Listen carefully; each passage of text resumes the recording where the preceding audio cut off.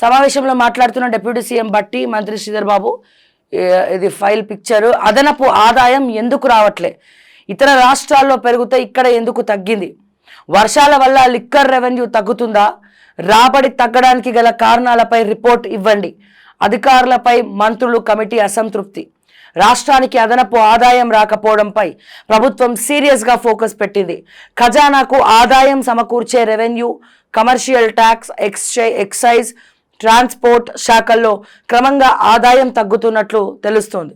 సాధారణంగా గతేడాది కన్నా ప్రస్తుతం 5% ఆదాయం వృద్ధి ఉంటుందని ఆర్థిక నిపుణులు అంచనా వేస్తూ ఉంటారు.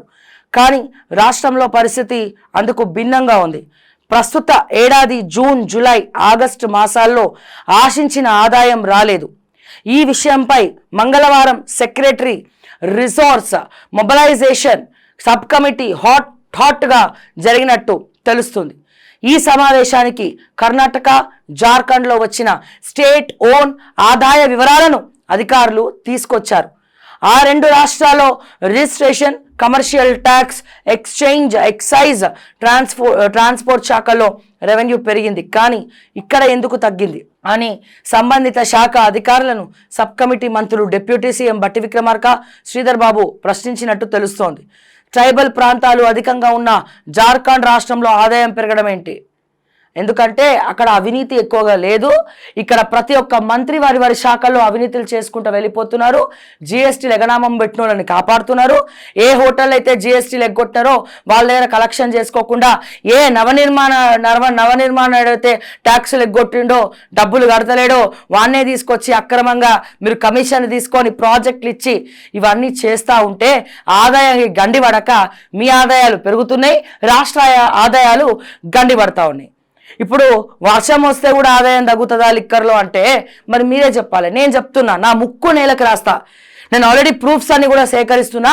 తెలంగాణలో లిక్కర్ స్కామ్ జరిగిందా లేదా? కాంగ్రెస్ ప్రభుత్వం ఏర్పడినటువంటి 6 నెలల నుంచి టెండర్లు మార్చి, దాని పాలసీలు మార్చి, ఆఖరికి అదేదో బ్రాండ్లు కూడా మార్చేసినారు కదా. 1000 కోట్ల స్కామ్ తెలంగాణలో లిక్కర్ స్కామ్ జరగలేదని చెప్పండి. మీరు దమ్ములుంటే చెప్పాలి. జూపల్లి కృష్ణారావు గారు చెప్పాలి, ముఖ్యమంత్రి రేవంత్ రెడ్డి గారు చెప్పాలి, మరి ఎక్సైజ్ శాఖ వాళ్ళు చెప్పాలి. ఎక్సైజ్ శాఖ మంత్రి ఆయనే కదా, మరి చెప్పాలి. మరి లిక్కర్ ఆదాయం ఎందుకు తగ్గింది? వాడొకటి వీడొకటి మాట్లాడుతున్నారు కదా, తెలంగాణలో ఫుల్ తాగుతారని చెప్పి. నెంబర్ 1 ఆదాయం అక్కడి నుంచే వస్తుంది కదా, ఎందుకు తగ్గింది? పాలసీ మేకింగ్లో ఏం తేడా జరిగింది? తెలంగాణలో లిక్కర్ స్కామ్ జరగలేదా వచ్చిన ఏడాదిలోనే?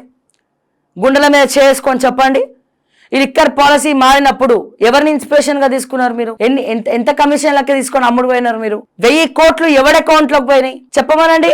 రేవంత్ రెడ్డి గారిని, ముఖ్యమంత్రి గారిని చెప్పమనండి. తెలంగాణలో లిక్కర్ స్కామ్ జరగలేదు, పాలసీ మేకింగ్ లో ఎటువంటి తేడాలు జరగలేదు, 1000 కోట్ల స్కామ్ జరగలేదు అని గుండెల మీద చేసుకొని చెప్పమనండి మా రేవంత్ రెడ్డి గారిని, జూపల్లి కృష్ణారావు గారిని చెప్పానండి. లేదు ఎటువంటి తేడా లేదు, అంతా బాగుంది అని చెప్పి. తప్పులన్నీ మీరు చేసి మళ్ళీ ఒక సబ్ కమిటీలు వేసి ఆ సబ్ కమిటీలలో మీరు ఎందుకు ఆదాయం తగ్గింది అంటే ఏం చెప్తాం? హోటల్ దస్పలావా డబ్బులు ఇవ్వలేదు, కడతలేడు పైసలు తెలంగాణ గవర్నమెంట్ కి. బీఆర్ఎస్ చేతులు ముడుచుకొని కూర్చుంది ఆ టైంలో. దస్పలా హోటల్ ని వాడినట్టే పుక్కట్ల. అరే గవర్నమెంట్ కి పైసలు కట్టరా నాయన అంటే మీ పెళ్లిళ్ళు, పార్టీలు, లంచ్లు, డిన్నర్లన్నీ దస్పలాలా చేసుకొని బిల్లు ఎగ్గొట్టి రాజకీయ నాయకులకు ఊడిగం చేస్తుంది దస్పల్లా హోటల్. ఇప్పుడు ఈ మంత్రి ఏ మీటింగ్ పెట్టినా దస్పల్లానే పెడుతుండు. కట్టిండా? దమ్ములుంటే తీయండి చిట్టా మొత్తం దస్పల్లాది. జలవిహార్ దగ్గర డబ్బులు కలెక్ట్ చేయాలా? జలవిహార్ డబ్బులు తీసుకున్నారా తెలంగాణ గవర్నమెంట్? జలవిహార్ పోయి విహారయాత్ర చేస్తున్నారు మీరు. కట్టిండ్రా పైసలు జలవిహార్లా? కట్టిండ్రా? తెలంగాణ గవర్నమెంట్ కి రావాల్సినటువంటి పైసలను మీ పర్సనల్ పెత్తనాలకు బ్యాక్ ఎండ్ లో అరే గవర్నమెంట్ కు ఒక 100 కోట్లు కట్టాలయ్యా, నాకైతే 10 కోట్లు ఇస్తే సరిపోతుందని చెప్పి డీలు మాట్లాడుకొని పాపపు సొమ్ము వెనకాల వేసుకుంటే ఎందుకు వస్తుందండి తెలంగాణకు ఆదాయం? ఇట్లా 100 ఎగ్జాంపుల్స్ చెప్తే నేను ఆదాయం ఎందుకు వస్తుంది తెలంగాణ కంటే సగం మొత్తం మీ రాజకీయ నాయకులే మెక్కుతా ఉంటే సిగ్గులు లేకుండా ఎడికెళ్ళి వస్తాయి ఆదాయం రమ్మంటే? ఈ రోజున కేబుల్ ఆపరేటర్లు, ఇంటర్నెట్ ఆపరేటర్లు రోడ్డుకి ఎందుకు ఎక్కినారు? రోడ్డుకి ఎక్కేటువంటి దౌర్భాగ్య పరిస్థితి ఎవరు తీసుకొచ్చిండు? ఎందుకు తీసుకొచ్చిండు? మరి ఎందుకు తగ్గదండి ఆదాయం? బరాబర్ తగ్గుతుంది. మళ్ళీ బట్టి గారేమో వీళ్ళ లెవెల్లో మాకు రాబడి పెరిగింది అంటాడు. వీళ్ళేమో మళ్ళీ ఎందుకు ఆదాయం తగ్గిందని మళ్ళీ వీళ్ళే పోయి మీటింగ్లు పెట్టుకుంటారు. అసలు ఏం జరుగుతుంది సార్ తెలంగాణలో? రేవంత్ సార్ ఏం జరుగుతుంది సార్ తెలంగాణలో? ఏం జరుగుతుందో మీకు అసలు ఏమైనా అర్థమవుతోందా? మీకు తెలిసే జరుగుతున్నాయా, తెలియక జరుగుతున్నాయా? కళ్ళు తెరిచి చూస్తున్నారా, కళ్ళు మూసుకొని చూస్తున్నారా? నేను అడుగుతున్నా, దస్పల్లా హోటల్లో ఎందుకు పైసలు కలెక్ట్ చేయట్లే? ఎవడండి ఆ నవనిర్మాణోడు? కోట్ల రూపాయలు బీఆర్ఎస్ హయాం నుండి ఇప్పటి వరకు ఎగ్గొట్టినటువంటి నవనిర్మాణోడు ఒక యాడ్ ఏజెన్సీ కృష్ణారెడ్డి ద్వారా మళ్ళా పైసలు ఎగ్గొట్టినోడికి పైసలు దేనికి ఎగ్గొట్టినాడు? గవర్నమెంట్ ఆఫ్ తెలంగాణకి ఎగ్గొట్టినాడు. గవర్నమెంట్ ఆఫ్ తెలంగాణకు రావాల్సినటువంటి ట్యాక్సులు వాళ్ళు కట్టకుండా మళ్ళా అదే నవనిర్మాణోడిని తీసుకొచ్చి నెత్తి మీద పెట్టి చిన్నపాటి యాడ్ ఏజెన్సీస్ బతుకుల పీకల మీద కారేసి తొక్కింది వాడు రేవంత్ రెడ్డి కాదా? రేవంత్ రెడ్డి తమ్ముడో అన్ననో కాదా? కృష్ణారెడ్డి అన్ననో తెలియదు, తమ్ముడో తెలియదు. దమ్ములుంటే చెప్పమనండి. రాబడులు ఎందుకు తగ్గవు? ఎందుకు తగ్గింది అంటే రీజన్ ఇదే సార్. గవర్నమెంట్ ఆఫ్ తెలంగాణకు రావాల్సినటువంటి సొమ్మును మీ క్యాబినెట్ మంత్రులు, మీ ముఖ్యమంత్రి అన్నదమ్ములు సో కాల్డ్ కమిషన్ల పేరిట వాళ్ళ జేబులలో వేసుకుంటా ఉంటే ఆ డబ్బులు ముఖ్యమంత్రి పదవి కోసం 2500 కోట్లు ఇచ్చినాం. బీఆర్ ఎలక్షన్ వస్తే పంపించాలి, వైనాడు ఎలక్షన్ వస్తే పంపించాలి, తెలంగాణ నుంచే ప్రతి సొమ్ము పోవాలి అని అనుకున్నప్పుడు ఇంకెక్కడొస్తుంది సార్ రాబడి? తెలంగాణలో బడి లేదు, రాబడి లేదు. ఎక్కడొస్తుంది సార్ రాబడి? తెలంగాణలో ఉన్న పైసలన్నీ మీరే మెక్కుతుంటే, అప్పనంగా దోచుక తింటా ఉంటే, గవర్నమెంట్కి రావాల్సినటువంటి సొమ్ము సోకాల్డ్ మీ పదవులలో ఉన్నటువంటి వాళ్ళు అనుభవిస్తూ ఉంటే ఎక్కడొస్తుంది సార్ తెలంగాణకు రాబడి? వస్తా సార్ రాబడి? తెలంగాణలో ఉన్న ట్యాక్స్ అని మీరే మెక్కుతా అన్నారు. నవనిర్మాణోడి దగ్గర పాపపు సొమ్ము తినలేదని చెప్పమనండి. హైదరాబాద్ నడిబొడ్డున భాగ్యలక్ష్మి అమ్మవారి సమక్షంలో రేవంత్ రెడ్డిని వచ్చి హారతి కర్పూరం వెలిగించుకొని చెప్పమనండి. లిక్కర్ 1000 కోట్ల లిక్కర్ స్కామ్ జరగలేదా చెప్పమనండి. నవనిర్మాణోడికి, ఇటు జలవిహారోడికి, ఇటు దస్పల వాళ్ళకి కాంగ్రెస్ ప్రభుత్వం సపోర్టివ్గా లేదా? పైసలు అప్పనంగా మెక్కలేదా? ఎందుకు గవర్నమెంట్ ట్యాక్సులు కట్టకపోయినా వాళ్ళని చూసి చూడనట్టు వదిలేస్తున్నారో చెప్పవరండి. జోగులపల్లి సంతోష్ కుమార్ టానిక్ సంస్థలో 1000 కోట్ల జిఎస్టీ తెలంగాణకు ఎగనామం పెడితే ఆ బీహార్ రోడ్ చేతి పట్టుకొని సోమేష్ కుమార్ వీళ్ళు నాటకాలు ఆడుతుంటే ఏం చేస్తున్నారండి? ఈ కల్విక్తుర్రా? ఎందుకు వదిలేసినారండి జోగులపల్లి సంతోష్ కుమార్ని? ఎన్ని కోట్లు మెక్కిరండి జోగిలపల్లి సంతోష్ కుమార్ దగ్గర? ఎందుకండి టానిక్ సంస్థలో మీరు సీజ్ చేయలేదు? ఎందుకండి టానిక్ జోలికి పోతలేరు? అప్పనంగా పైసలు మీరు మెక్కేసి మా తెలంగాణలో కోట్లు కొల్లగొట్టి అవినీతి చేసుకుంటూ పోతూ జోగులపల్లి సంతోష్ కుమార్ లాంటి వాళ్ళని కాపాడుకుంటూ పోతూ 1000 కోట్ల రూపాయలు ఎగనామం పెడుతుంటే సిగ్గు లేకుండా సిగ్గు లేకుండా టానిక్ సంస్థలను ఎంకరేజ్ చేసింది ఎవడండి? సోమేష్ కుమార్ బీహారోడి పాత్ర లేదా? మేము చెప్తామండి, ముఖ్యమంత్రి అవ్వగానే మేము నీతి సూక్తులు చెప్తామండి. రేవంత్ రెడ్డి గారు వాళ్ళని అరెస్ట్ చేస్తా, జైల్లో బెడ్రూమ్ కట్టిస్తా, డబుల్ బెడ్రూమ్ కట్టిస్తా, ఇందిరమ్మ ఇండ్లు కట్టిస్తా, మళ్ళీ దాంట్లో ఏసీ వేస్తా, ఫ్యాన్ వేస్తా, ఫుల్ విఐపి ట్రీట్మెంట్ ఇస్తా అన్నట్టు అన్ని ఉత్తుత్తి గ్యాస్ మాటలు, గాలి మాటలు. ఎంత మెక్కిండ్రు టానిక్ కోడ్ దగ్గర?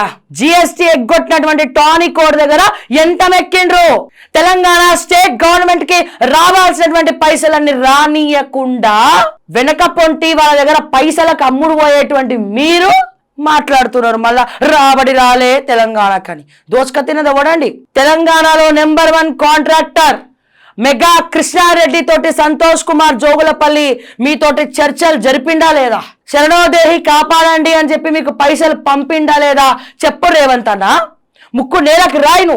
ఒకవేళ అది అబద్ధమైతే తీసుకపోయి టానిక్ సంస్థలను సీజ్ చేయి. దమ్ముంటే, తెలంగాణ గవర్నమెంట్కి దమ్ముంటే, యాంటీ కరప్షన్ బ్యూరోకి దమ్ము ఉంటే, సిఐడికి దమ్ము ఉంటే తీసుకపోయి టానిక్ ని సీజ్ చేయండి. జిఎస్టీ ఎగడామం పెడితే ఈ పాటికి ఊసులు లెక్క పెట్టాల్సినటువంటి వాళ్ళందరూ బయట గాలిగా తిరుగుతా ఉన్నారు. 10 ఏళ్లలో దోచుకున్నంత దోచుకొని, విపరీతంగా దోచుకొని ఒక మూలవై దాచుకుంటున్నారు. నేను అడుగుతున్నాను, దమ్ము ఉంటే, లేకపోతే మీ దగ్గర టీం లేదా, మీకు ధైర్యం లేదా, మీకు దమ్ము లేదా, చలో నాలాంటి వాళ్ళని తీసుకపోండి, నాలాంటి సైనికులు తయారు చేయండి. మీకు చేత కాకపోతే చెప్పండి, మేము చేస్తాం, మేము చేసి చూపిస్తాం. మేము అడ్మినిస్ట్రేషన్ ఎట్లా చేయాలో చేసి చూపిస్తాం.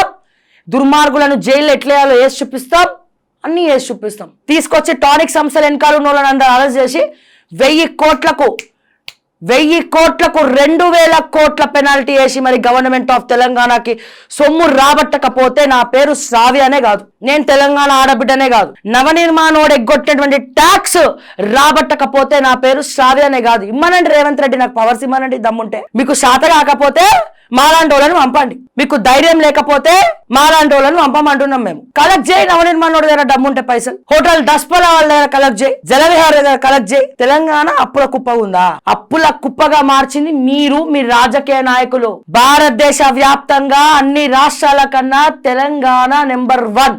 అమృత నిధులు ఉన్నాయి ఇందులో, వాడినోళ్ళకి వాడినంత, తిన్నోళ్ళకి తిన్నంత. ఈ రోజున ఈ పాపపు సొమ్మంతా గవర్నమెంట్ ఆఫ్ తెలంగాణకి రానియకుండా వెనక పొంటి తినేది ఎవడండి? దొంగతనంగా తినేది ఎవడండి? దొంగలు. తెలంగాణకి కర్మ ఏం కర్మనో, తెలంగాణ రాష్ట్రం ఏర్పడినప్పటి నుంచి దోచుకదినుడే ఉన్నది తెలంగాణని. దోడికినోడు దోచుకుంటున్నాడు, తింటున్నాడు, మెక్కుతున్నాడు. కథం. టిఎస్ఐఎస్సి కార్పొరేషన్ ల్యాండ్స్ తీసుకపోయి రంజిత్ రెడ్డికి కట్టబెట్టలే. వెస్టర్న్ కన్స్ట్రక్షన్ కడుతూ ఉంటే ఏం చేస్తుర్రు? చేతులకు గాజులు వేసుకొని కూర్చున్నారా? ఎట్లా పోయింది? తెలంగాణ గవర్నమెంట్ ఆస్తులు రంజిత్ రెడ్డి చేతికి ఎట్లా పోయినాయి? రైతులు ఇండస్ట్రియల్ పార్క్ కట్టమని, ఇండస్ట్రీస్ తెమ్మని ఇస్తే రైతులు గవర్నమెంట్ ఆస్తి ప్రైవేట్ వాడికి ఎట్లా పోయింది? ప్రైవేట్ సంస్థకు ఎట్లా పోయిందని అడుగుతున్నా. ఇవన్నీ అడుగుతానేమో మా మీద కేసులు పెడతారు. పెట్టుకో, ఇప్పుడు ఏం పెడతావు పెట్టుకోండి, కేసులు పెట్టుకోండి, ఏమైనా చేసుకోండి. నిండా మునిగినాక సలేంది మాకు. ఇవన్నీ సాక్ష్యాలు. ఇది ఇట్లనే కొనసాగుతూ పోతా ఉంటే బట్టి గారు సమాధానం చెప్పాలి. ఒక ఫైనాన్స్ మినిస్టర్ గా సమాధానం చెప్పాలా? సర్లే శ్రావ్య, నేనే 20% 30% తినడంలో బిజీగా ఉన్నా, ఇంకా ఇవన్నీ నేనేడ పట్టించుకుంటా, ఎందుకంటే వాళ్ళు మేము ఒకటే కదా, వాళ్ళని మేము కాపాడాలి. లేరా బీఆర్ఎస్ కోవట్లు క్యాబినెట్లో? లేరంటారా? వాళ్ళు ఒకటి కాదంటారా? ఒకానొక సందర్భంలో స్వయాన మాజీ ముఖ్యమంత్రి కేసీఆర్ గారు ఒక అసెంబ్లీలో మీరు చేసిన స్కామ్స్ మీరు బయట పెట్టుంటే పరిస్థితి ఏంటి అన్నాడు ఆయన. అంటే ఈ గవర్నమెంట్ వస్తే వాళ్ళని కాపాడుతుంది, ఇంకో గవర్నమెంట్ వస్తే వీళ్ళని కాపాడాలి. ఒకరికొకరు మ్యాచ్ ఫిక్సింగ్లు వేసుకొని మ్యాజిక్ ఫిగర్లు, మధ్యలో ప్రజలేమో ఈగలు దోమలు కొట్టుకొని అన్ని చూస్తూ కూర్చోవాలి. ఇట్లనే పోతా ఉంటే చెప్తా ఉన్నా, ఇప్పటికే యూరియా లేక పోలీసోళ్ళు రైతుల మీద చేయి చేసుకుంటే తెలంగాణ మరో నేపాల్గా మారబోతుందనడానికి ప్రత్యేక నిదర్శనం. ఒక్క రైతు మీద కాలర్ పట్టుకొని గుంజుకొని వచ్చినందుకు 100 మంది రైతులు పోలీసు మీద దాడి చేసింది మొన్న. ఈ పరిస్థితిని ఎవరు తీసుకొస్తున్నారు? యూరియా లేక ఫీల్డ్ విజిట్ చేయడం చాతగాని ముఖ్యమంత్రి నిమజ్జనం దగ్గరికి పోతాడట, కానీ రైతుల సమీక్ష మాత్రం జరపడట. యూరియా ఎందుకు రావట్లేదో సమీక్ష మాత్రం జరపడట.